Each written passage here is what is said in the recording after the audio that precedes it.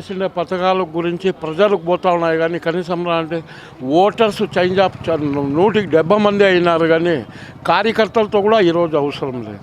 ఎందుకు అంటే ఓటర్స్ ఆ మాదిరిగా ఉన్నారు. ఎవరికి ఎమ్మెల్యే టికెట్ ఇచ్చినా ఇంటర్గౌండ్కి ఇచ్చినా మళ్ళీ గెలిచే ఆస్కారాలు ఉన్నాయి. మళ్ళీ మేము గెలుస్తాం కూడా గెలుస్తాం.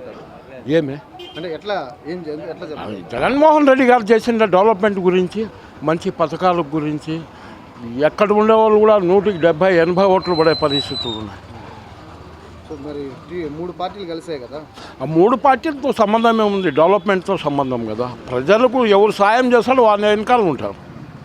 ఈ నియోజకవర్గానికి సంబంధించి మీకు ఎమ్మెల్యే అందుబాటులో ఉంటారా? ఎందుకు అందుబాటులోనే కడప డోర్ టు డోర్ కనీసం అంటే 3 సార్లు తిరిగినాడు.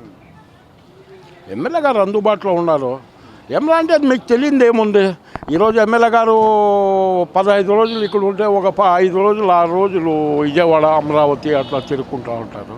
మళ్ళీ ఆటికొచ్చి మళ్ళీ ఇంకా ప్రజల్లోనే ఉంటారు. ఏం డోకానే లేదు. ఎందుకు అంటే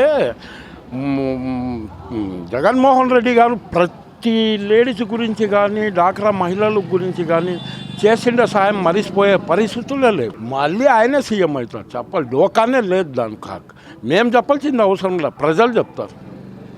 ప్రజల నిర్ణయం అది. Like and subscribe Eagle Media Works.